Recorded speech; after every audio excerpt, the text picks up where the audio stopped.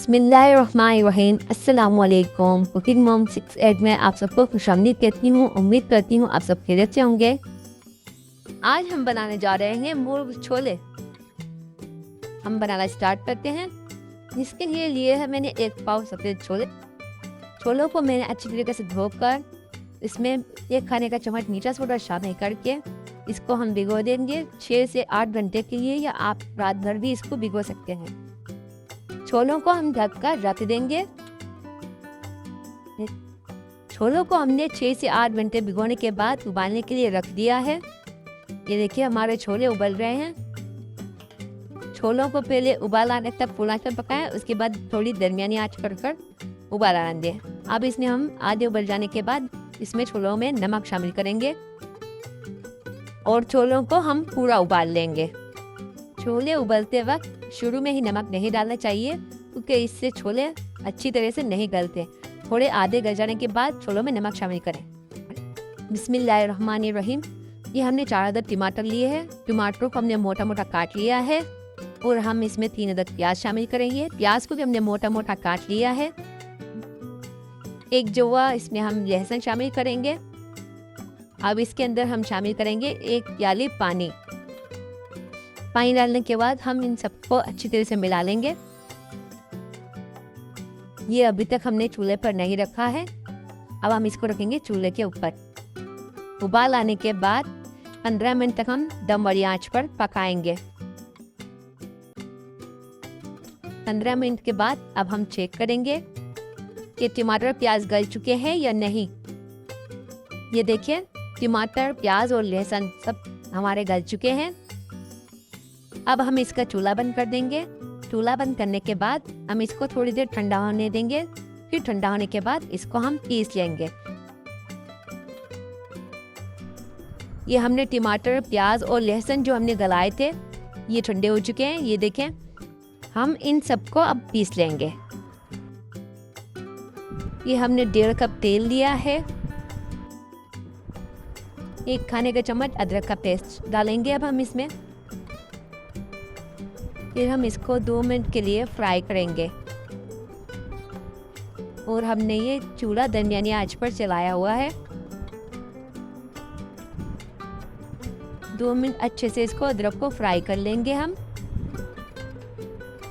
इसके बाद हम चिकन शामिल करेंगे।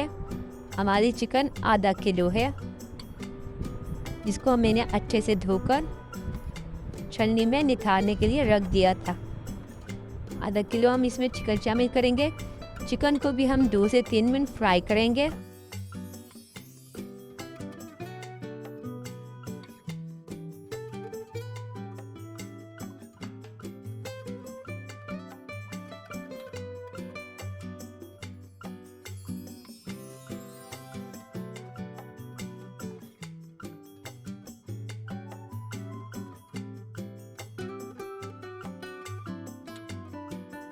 चिकन को 2 से 3 मिनट फ्राई करने के बाद इसमें अब हम शामिल करेंगे शान कढ़ाई मसाला।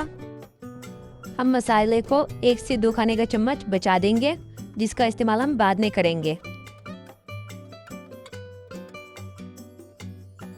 मसाला शामिल करने के बाद हम चिकन को 1 से 2 मिनट फिर से फ्राई करेंगे।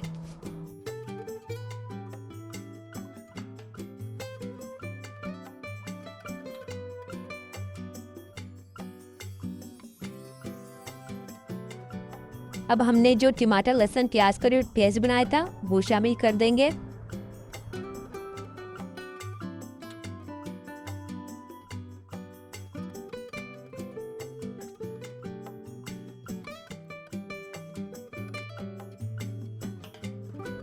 जग में आधी प्याली पानी डालकर हिलाकर अच्छे से सारे पेस्ट को हम निकाल लेंगे। वो भी शामिल करेंगे ताकि हमारा ये जो पेस्ट है ज़ाया ना हो।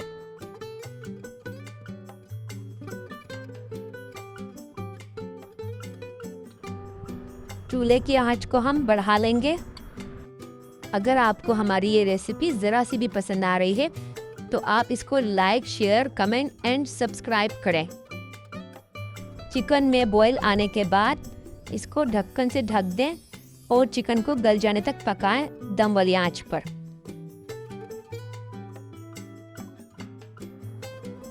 15 मिनट हो चुके हैं। अब हम चिकन को चेक करेंगे कि हमारा चिकन अच्छे से गला है या नहीं गला।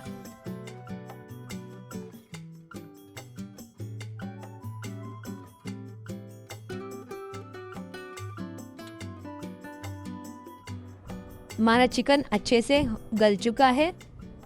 इस स्टेज पर अब हम उबले हुए छोले शामिल करेंगे जो हमने उबाले थे। अब हम चूल्हे की आंच को थोड़ा बढ़ा देंगे। उसके बाद अच्छे से हम इसकी भुनाई करेंगे।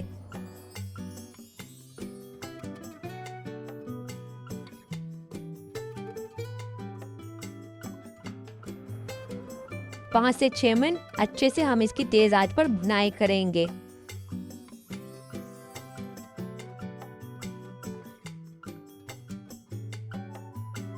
ये शान कढ़ाई मसाला जो हमने बचाया हुआ था, अब हम वो शामिल करेंगे इसमें।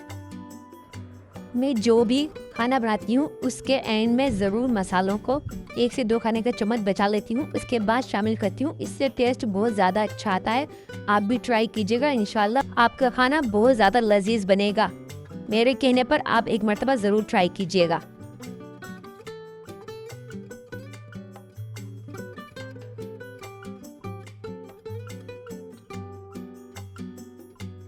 मसाला शामिल करने के बाद हम इसको 2 से 3 मिनट फिर से पका लेंगे। मैंने नमक चेक किया था, इसमें मुझे थोड़ा सा नमक कम लग रहा था। आप नमक टेस्ट करके फिर इसमें शामिल कीजिएगा।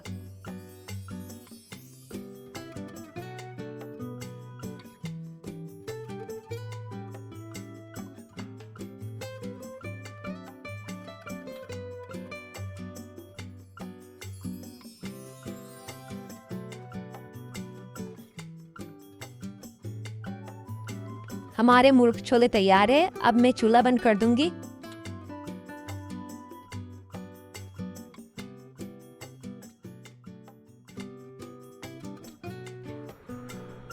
अब हम इसमें अदरक और हरी मिर्च कटी हुई शामिल कर देंगे।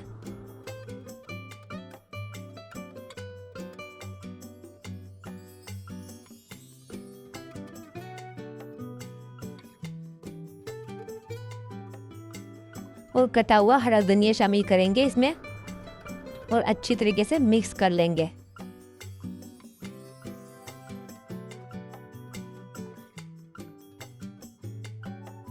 फाइनली अब हमारे मुर्ग छोले तैयार हैं।